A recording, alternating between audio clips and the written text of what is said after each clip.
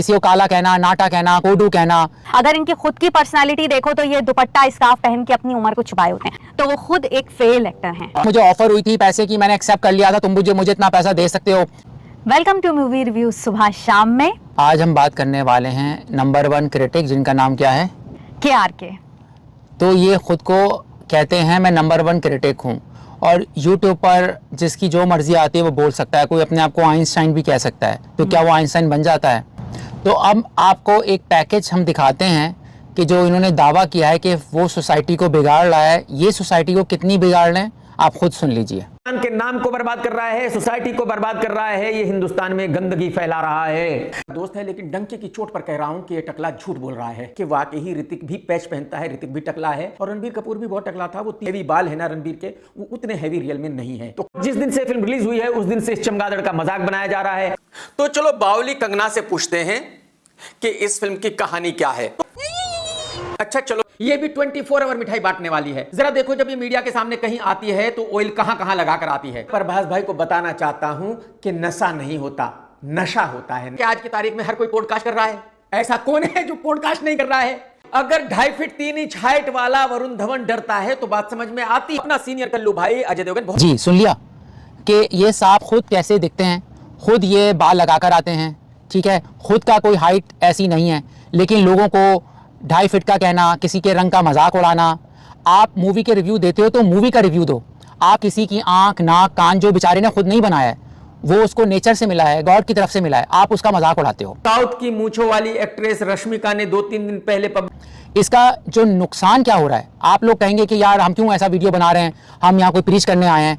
देखें, जब ऐसे अल्फाजों को नॉर्मल किया जाएगा, किसी को काला कहना, नाटा कहना, कोडू कहना, ठीक है, और लड़कियों को इस तरह से कैरेक्टर असैसिनेशन करना, इतने बड़े प्लेटफॉर्म पे जिसका 1.3 से ज़्यादा मिलियन से ज़्यादा फॉलोवर हैं KRK के, इन्होंने चैनल 2013 में बनाया था। इतनी बड़ी रीच हो और उसमें जो टीनेजर सुन रहे हैं वो समझेंगे कि एक 40-50 साल का आदमी जो बातें कर रहा है वो ऐसे ही सोसाइटी में नॉर्मल है, और उसको नॉर्मल लेंगे जो कि नॉर्मल नहीं है। आप अपनी टीचर को क्या बोल सकते हैं, नाटी, काली, या अपने किसी भाई को बोल के दिखाएं, मोहल्ले में बोल के दिखाएं। इस पोस्टर को विजय एनाकोंडा ने देखकर कहा कि ये जबरदस्त पोस्टर है, तो लड़ाइयाँ शुरू हो जाएंगी, मगर इसको नॉर्मल लिया जा रहा है। तो हम सुबह से पूछते हैं कि ये औरतों के बारे में जो मिठाई बांटने वाले बोलती हैं, तो ये ऐसा क्यों बोलते हैं और उसको एक्सेप्टेबिलिटी कैसे मिल जाती है? लेडीज की तरफ आने से पहले मैं ये एक बात बता दूं कि अगर हम KRK का करियर देखें तो वो खुद एक फेल एक्टर हैं। बहुत माल मिला है, आपका हिस्सा लाया हूं ईमानदारी से। बहुत नॉटी हो तुम। अरे कुछ समझाओ आप।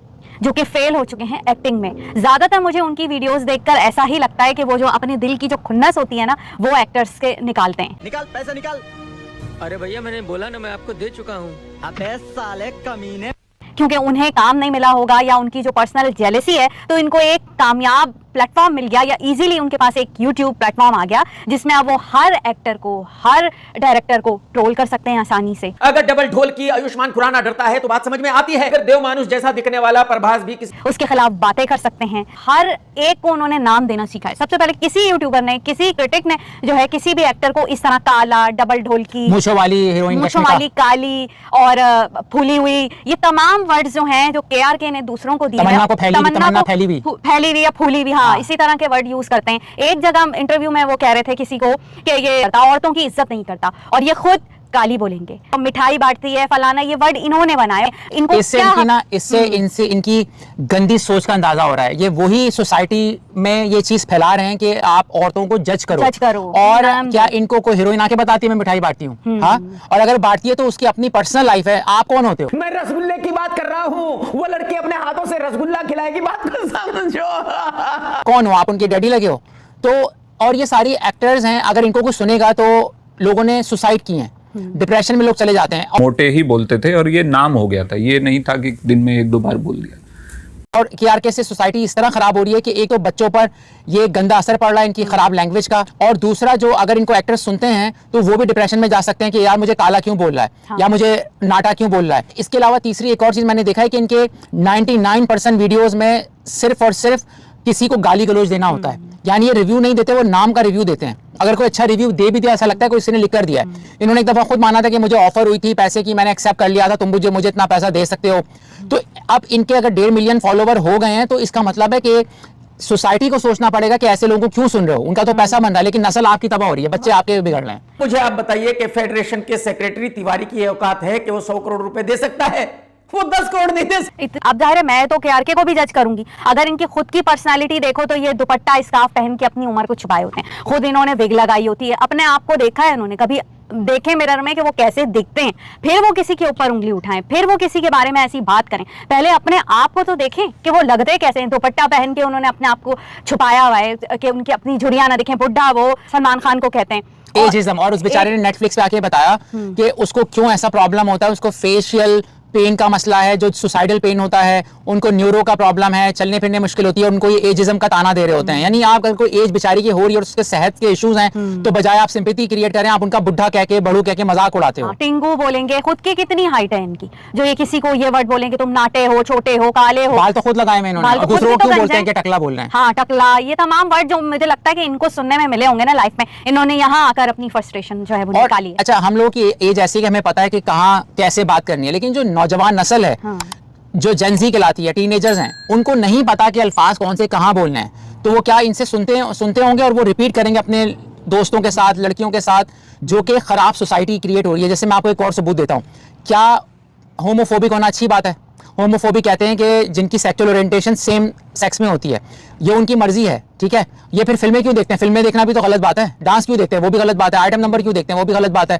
तो ये होमोफोबिक भी हैं, यानी ये हेट करते हैं, जो ट्रांसजेंडर्स हैं, गेज हैं, ये हेट करते हैं क्योंकि ये डबल ढोलकी बोलते हैं और पता नहीं क्या क्या इल्जाम लगाते हैं जो मैं बोलना भी नहीं चाहता, मुझसे बोला भी नहीं जाएगा। इसी तरह ये मिसोजिनिस्ट हैं।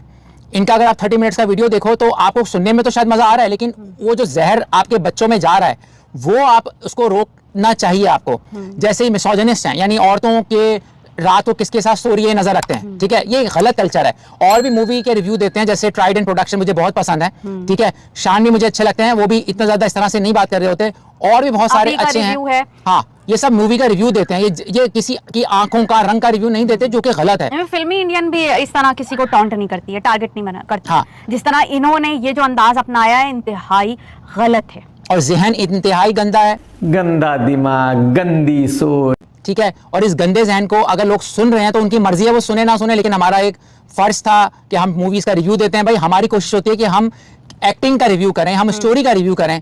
हम नेपोटिज्म पर बात करते हैं, लेकिन हम ये नहीं बोलेंगे कि उस नेपोटिज्म वाली बच्ची का रंग काला क्यों है। भाई, ये उसकी रंगत अपनी उसकी जाती चीज है जिसको तेलुगु मिली है। सिनेमा का और उनका कितना ज्यादा मजाक उड़ाते हैं कि काला मोटा, इनका तो हर हीरो जुग्गी ऐसा वाला। होता है। हाँ, गंदा, ये तमाम शब्द वो यूज करते हैं इनके लिए, तेलुगु सिनेमा के हीरोइन के लिए।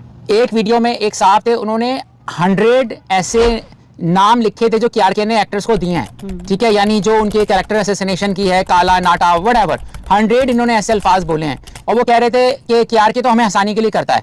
आपकी हंसी आ रही है, मगर किसी की वो मौत हो सकती है। भाई, आप इसको इस तरह से सोचो कि आपको कोई ऐसा बोले तो आपको कैसा लगेगा? पहले आप बताओ, आपको कैसा लगेगा अगर आपको कोई आपकी पर्सनैलिटी जो कि आपके पेरेंट्स से मिली है, आपकी इसमें कोई अपनी मर्जी नहीं है, आपको बोले तो आपको कैसा लगेगा? ये सोच के केआरके को सुनो और आप उनको बताएं कि भाई ऐसा बोलना ठीक नहीं। कमेंट्स में बताएं कि ऐसा बोलना सही नहीं है, लेकिन मुझे पता है ये सुधरने वाले नहीं है क्योंकि इनका पैसा बन रहा है। हाँ। लेकिन हमारा फर्ज था कि आपको बताएं दोस्तों। जब ये 2.5 किलो का हाथ किसी पर पड़ता है ना, तो आदमी उठता नहीं, उठ जाता। भाई, ये प्रोफेशनली भी ये ठीक नहीं होता कि आप एक्टर्स को नामों से पुकारते हो तो दूसरे एक्टर्स को उन पे हंसने का मौका मिलता है। ये भी एक गलत बात है कि आप दूसरे एक्टर्स एक दूसरे पे हंसते हैं या एक दूसरे को इवन शेयर भी करते होंगे कि देखो तुम्हें कैसा बोल रहा है, वैसा बोल रहा है। तो ये जो तरीका है ना वो इंतहाई गलत है केआरके का। और कुछ मैंने देखा है उनके कमेंट्स भी लोग करते हैं कि उन्हें मना करते हैं या उनको भी टारगेट करते हैं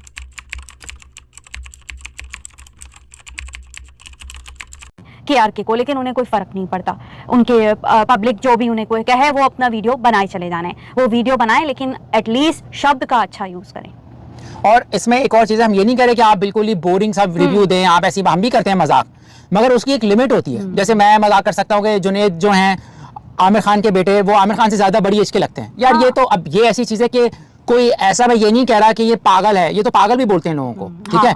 तो एक हद तक आप बता सकते हैं, एक हद तक मजाक भी कर सकते हैं, लेकिन एक लिमिट से बाहर हो जाती है बात तो वो बर्दाश्त नहीं है। दोस्तों, इसमें एक और बात डालना बहुत ज़रूरी थी कि प्राइवेट लाइफ अलग होती है, पब्लिक लाइफ में बहुत जिम्मेदारी बढ़ जाती है। प्राइवेट लाइफ में आप क्या बातें करते हैं कि आर के साहब ये जो भी वो आपकी मर्ज़ी है, मेरी भी प्राइवेट लाइफ में लैंग्वेज डिफरेंट होगी, लेकिन जब हम कैमरे के सामने आते हैं तो हम सोचें कि हमें और लोग भी सुन रहे हैं। तो सियासतदान प्राइवेट में क्या बात करते हैं लेकिन पब्लिक में उनकी एक एक बात लाखों लोग फॉलो करेंगे। तो इसी तरह जब आप बड़े यूट्यूबर्स हो गए हो या जैसे भी हो, आपके अल्फाज पब्लिकली डिफरेंट होने चाहिए और बहुत एहतियात के साथ होने चाहिए। मैं मुजरिम हूँ, मैंने गुनाह किया है, मुझे सजा मिलनी चाहिए। अगर आपको वीडियो अच्छा लगा, आपको लगता है आप हमारी बात से एग्री करते हैं या डिसएग्री करते हैं, तो कमेंट में जरूर बताएगा। Take care, thank you so much, bye bye. मगर क्यों?